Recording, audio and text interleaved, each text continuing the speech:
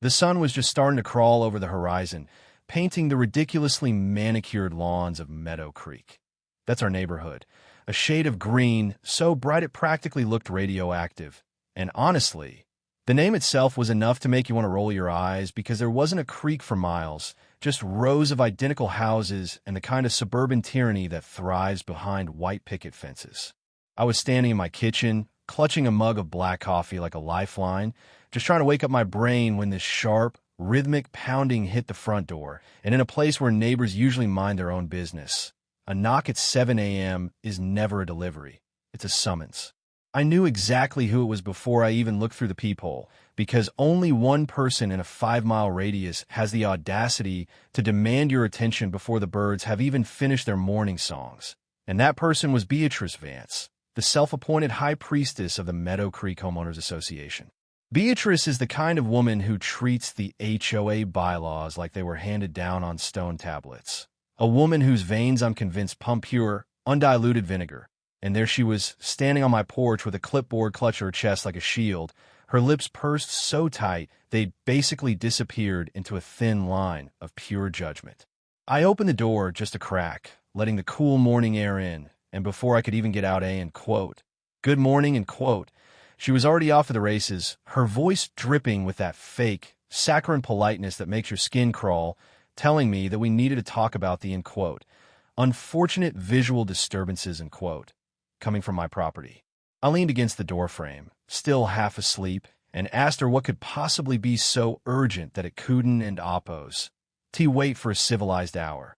And she just thrust a folded piece of paper toward me. Her eyes narrowed as she informed me that my younger brother, Silas, was in flagrant violation of the community's aesthetic harmony guidelines. Now, you have to understand who Silas is to get why this felt like a slap in the face. He'd been back from his third deployment for less than 2 weeks, a guy who had spent the better part of a decade in some of the dustiest, most dangerous corners of the world. And here he was trying to decompress in my guest room, and Beatrice was treating him like a weed in her prize-winning garden.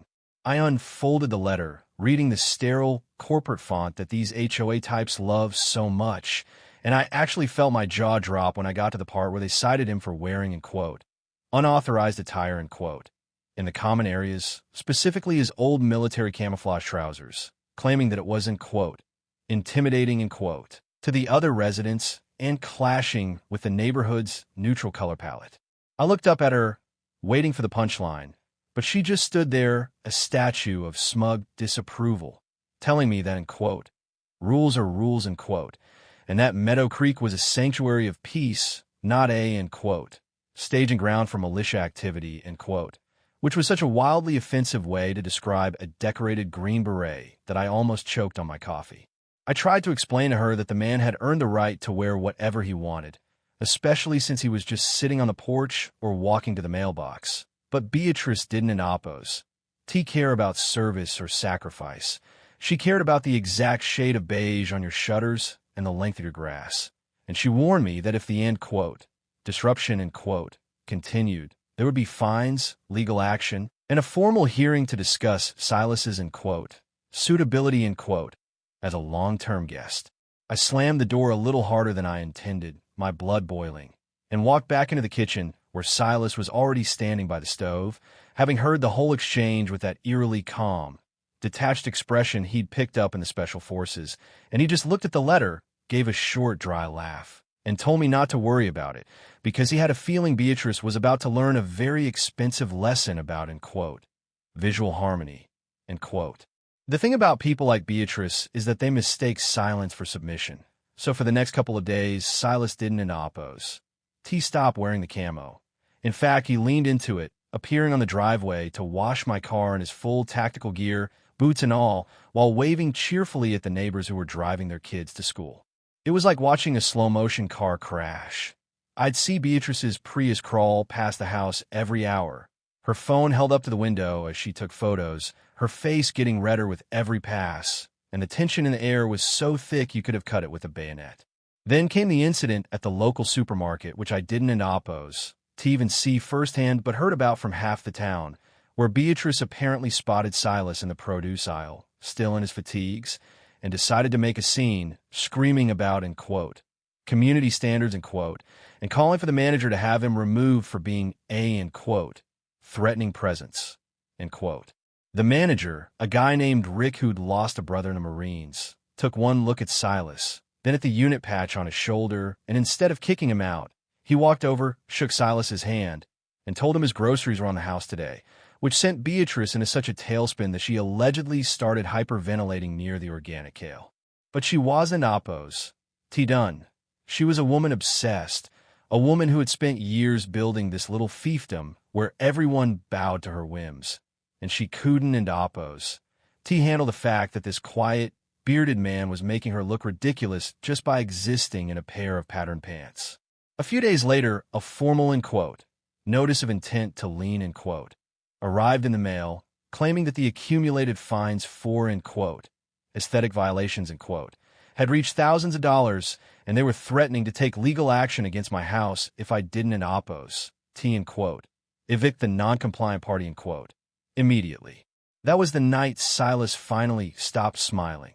He sat at the kitchen table, spread out the HOA bylaws, a stack of bank statements he'd somehow acquired, and a laptop, and he worked well into the early hours of the morning, his face illuminated by the blue light of the screen, looking less like a guy on vacation and more like a commander planning a night raid. He told me that Beatrice had a history she liked to hide, that she'd been married to a high-ranking officer years ago who had left her after a messy scandal involving missing base funds, and ever since, she'd been using the HOA treasury like her own personal piggy bank to fund a lifestyle her, end quote, consulting, end quote, business couldn't and Oppos, T actually afford. It turns out, when you spend your life looking for flaws in everyone else, you tend to leave a lot of your own dirt uncovered, and Silas had spent his career finding things people didn't in Oppos. T want found. So by the time the emergency HOA board meeting rolled around on Thursday night, he was ready. We walked into that community center room, which was decorated in that depressing, corporate beige that Beatrice loved so much, and the air was so stale it felt like it was designed to kill any spark of joy. Beatrice sat at the head of a long table, flanked by two of her, end quote, disciples, end quote, a nervous guy named Arthur and a woman named Sarah who looked like she'd rather be anywhere else. Beatrice didn't in Oppos. To even look up at first, she just started droning on about, end quote, maintaining the integrity of our shared spaces, end quote, and how, end quote, some individuals feel they are above the law, end quote, gesturing vaguely toward Silas, who was sitting there in his full Class A dress uniform, metals polished and shining under the fluorescent lights, looking like the embodiment of every value Beatrice claimed to uphold. When she finally stopped for air, Silas stood up, and the room went dead silent. Not because he was loud, but because he had that, end quote, command presence, end quote, that just makes the molecules in the air stop moving. And he didn't in Oppos. T start with an apology. He started with a question about the $40,000, end quote, landscaping reserve, end quote, that had mysteriously vanished from the HOA and Oppos' annual report. You could have heard a pin drop. Beatrice's face went from smug to ghostly pale in about 3 seconds, her hands starting to shake as she fumbled with her clipboard, trying to claim that the information was, end quote, confidential, end quote, and, end quote, irrelevant to the dress code violation, end quote. But Silas wasn't in Oppos. T letting go. He pulled out a tablet and started showing the board members and the dozen or so neighbors who had showed up to watch the fireworks a series of federal statutes, specifically the Service Members Civil Relief Act and several state-level protections that made the HOAs, end quote, camo ban, end quote, not just petty, but completely illegal. He explained, with the cold precision of a lawyer, that by targeting a service member's uniform and threatening his housing, Beatrice hadn't in Oppos. T just overstepped a boundary. She'd stepped into a legal minefield that could result in the entire HOA being dismantled and the board members being held personally liable for harassment. But the Real, end quote, Special Forces, end quote, touch came next. Silas leaned in, his voice dropping to a low, conversational tone that was somehow scarier than a shout, and mentioned that he'd already sent a preliminary brief to the JAG office of the nearby base, and they were, end quote, very interested, end quote, in looking into the financial records of any organization that was systematically discriminating against active duty personnel. Sarah and Arthur, the other board members, looked at each other in pure terror. realizing that Beatrice had led them right off a cliff, and before Beatrice could even get a word of defense out, Arthur stammered that the board wasn't, quote, hereby rescinding all fines, end quote, and end quote, offering a formal apology, end quote, for the misunderstanding. Beatrice tried to scream, tried to regain her grip on the room, but it was over. She was a queen without a country, watching as her neighbors, the people she'd bullied for years, started whispering and nodding in Silas's direction, the aura of fear she'd built up over a decade evaporating in a single evening. The most cinematic part, though, wasn't in Apo's, the meeting. It was what happened 2 days later, on a Saturday morning that felt significantly brighter than the one where this all started. I was out on the porch with Silas, and we watched as a massive professional moving truck pulled up across the street to Beatrice's house. She didn't in Apo's. Have any friends there to help her pack. No neighbors coming by to say goodbye. Just a team of bored movers hauling out her expensive Italian furniture while she stood on the sidewalk, looking smaller than I'd ever seen her, her eyes darting around like she was looking for someone to blame. Silas, still in his camo trousers because he's stubborn like that, walked down to the edge of our lawn, caught her eye, and just gave her a slow, respectful nod. Not a taunt, not a jeer, just a recognition that the battle was over and the field was clear, and she couldn't in Apo's. To even look at him, she just climbed in her car and drove away without a backward glance. Since then, Meadow Creek has changed. The lawns aren't in Apo's. Quite as perfect. Maybe there are a few more, in quote, unauthorized, in quote, flower pots on porches, and the HOA meetings actually involve people talking instead of Beatrice lecturing. But there's this lingering question that's been bouncing around the neighborhood ever since Silas left for his next assignment.